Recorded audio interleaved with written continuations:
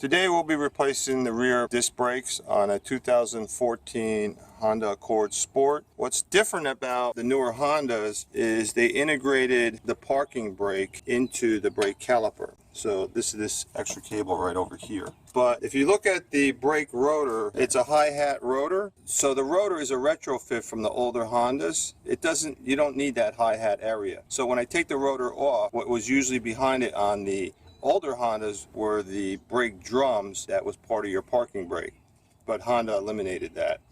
So this is the parking brake bracket bolt. This is the brake line bracket bolt. And here are your caliper pin bolts.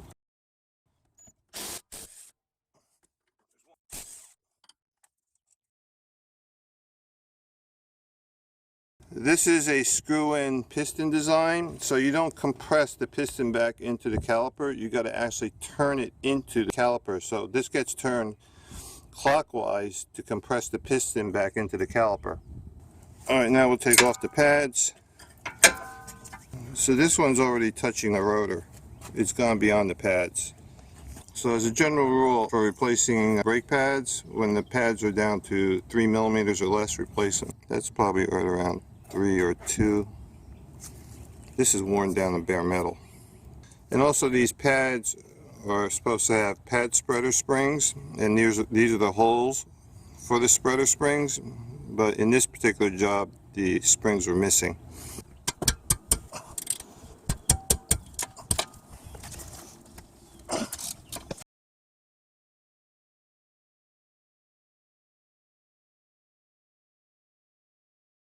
So this has a flexible ratchet head. You get not only leverage but good angles, and this is what you call an offset. If you're in a tight spot and you need a little bit more clearance from the head. This is splined instead of being a standard 6-point socket or a 12-point. It gives you a lot more contact with the nut or bolt that you're trying to take off. The Phillips head screw that secures the rotor to the hub here, these screws, if you try to take them out with a Phillips head screwdriver, you more than likely will strip the head. So I use a mechanical impact tool to take the screw out.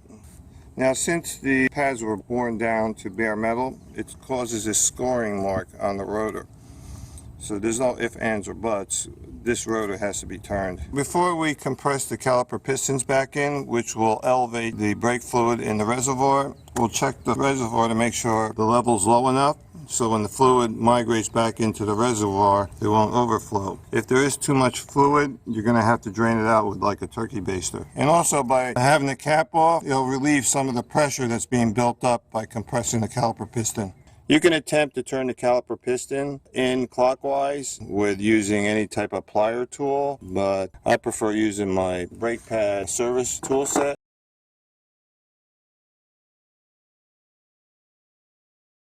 Forget it, I'm using my tool.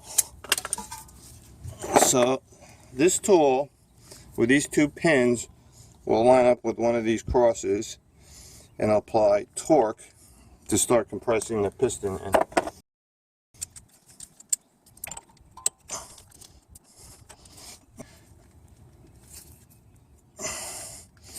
Now I'm going to turn this clockwise. Okay, see it turning? Now as this is turning clockwise, you adjust this nut over here so that it applies tension to the shaft of the tool. Okay, now it's going in easy. Another thing too is the dust boot may twist like you're seeing right over here. So you turn it counterclockwise to remove the wrinkle. See that? Let me apply some silicone spray. Provide some lubrication for the boot.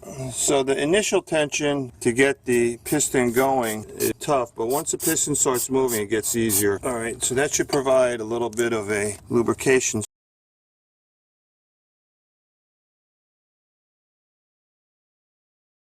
And there we go. So if you're going to do it with pliers, getting the caliper piston to initially move is your toughest hurdle. But once it starts moving, the tension starts to ease up. So as I said before, as you're compressing the caliper piston, the fluid level in the reservoir is going to go up, and that's exactly what's happened over here. So if you want to get as good or better brake pads compared to Honda dealership brake pads, Akebono is a Japanese brake manufacturer that's a major supplier to all the Japanese car companies. They're the highest quality brake pads you could possibly get on the market. So this is the hardware kit with new springs and abutment clips. Here are the pads with new shims. We'll be removing the shims and lubricating it with brake grease. So we'll be using synthetic brake and caliper grease.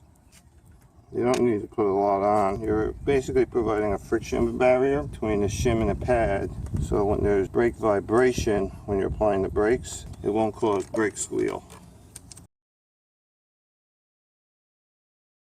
Here are your caliper pins. With the lack of lubrication, these lock up and will cause brake vibration and uneven brake wear. So what you got to do is take these pins out. Once again, provide some brake grease.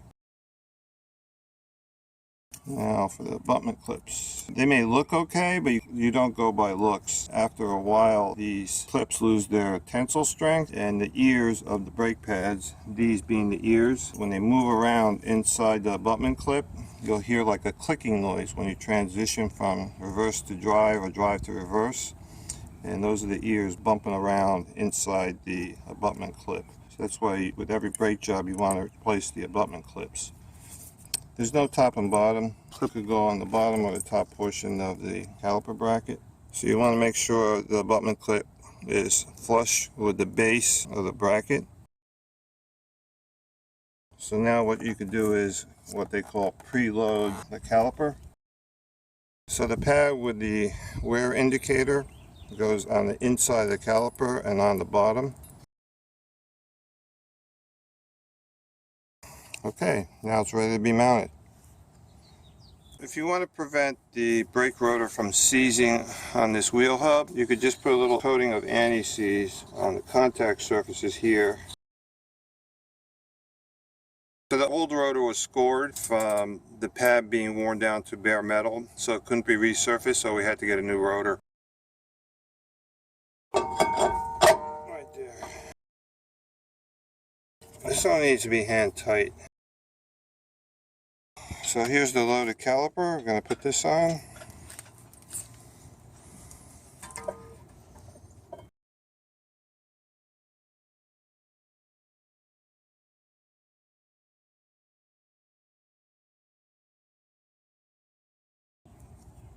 Alright, we'll put the springs on here.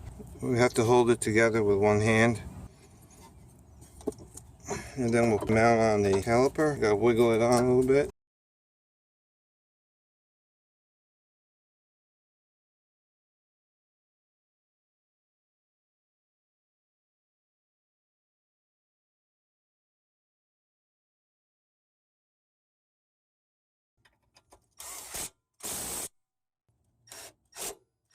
Don't forget to pump the brakes before you take off. And we're done.